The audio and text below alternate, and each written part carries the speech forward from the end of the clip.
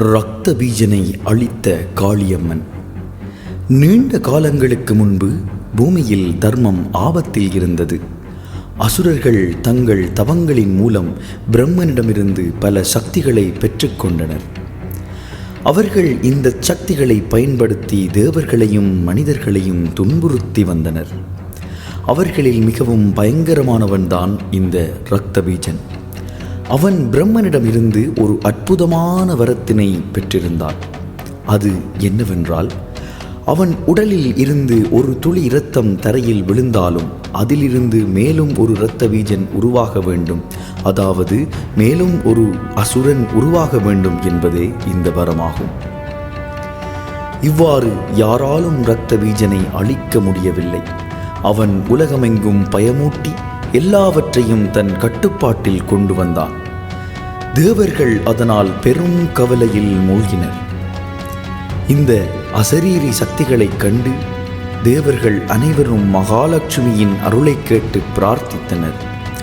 அம்மா, இரத்த பீஜன் என்ற இந்த அசுரன் உலகத்தை அழிக்கிறான், அவனை அழிக்க எங்களுக்கு உதவ வேண்டும் அம்மா என்று அசுரனை அழிப்பதற்காக மகாலட்சுமி தேவியை நாடி நின்றனர்.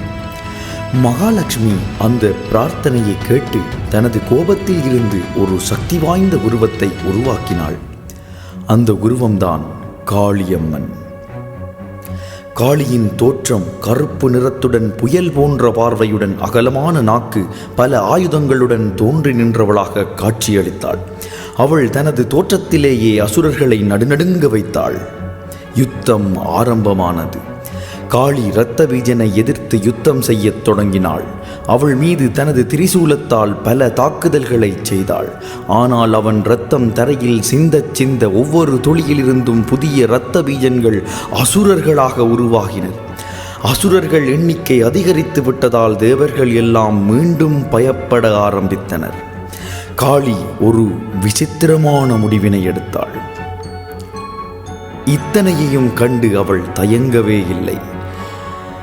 அவள் தனது நீண்ட நாக்கை நீட்டி இரத்த பீஜனின் இரத்தம் தரையில் விழுந்து விடாமல் நேரடியாக விழுங்கத் தொடங்கினாள். இரத்த பீஜன் அசரீர சக்தியுடன் போராடிய போதும் காளி எதையும் பொருட்படுத்தாமல் அவனை களைப்பின்றி தாக்கிக் கொண்டே இருந்தாள். அவனது இரத்தத்தை முழுமையாக விழுங்கி அவன் உடலையும் தனது திரிசூலத்தால் அழித்து நசுக்கி சாம்பலாக்கினாள். இரத்த பீஜனை அழித்த பின்னர் காளியின் கோபம் மிகுந்து விட்டது. அவள் யாரையும் காப்பாற்ற முடியாத நிலைமையில் தன் கோபத்தில் திகில் ஏற்படுத்தினாள். தேவர்கள், அம்மா, தயவு செய்து அமைதியடையுங்கள் என்று பிரார்த்தித்து கெஞ்சி கூத்தாடினார்கள். அப்போது சிவபெருமான் காளியின் கோபத்தை அடக்குவதற்காக ஒரு குழந்தை உருவாக மாறி காளியின் முன் தோன்றி குழந்தையைக் கண்டு காளியின் மனம் அமைதியடையும்படி செய்தார். தனது கோபத்தை அடக்கினாள் காளியம்மன். இரத்த பீஜனை அளித்த காளி பூமியில் அமைதியை மீண்டும் ஏற்படுத்தினாள். தேவர்கள் அவளுக்கு வணங்கி, நீங்களே உலகத்தை காப்பாற்றிய தெய்வம் என்று காளியை போற்றி இன்று வரை பூமியில் காளி ஒரு மிக பெரும் தெய்வமாக வழிபடப்பட்டு வருகிறாள்.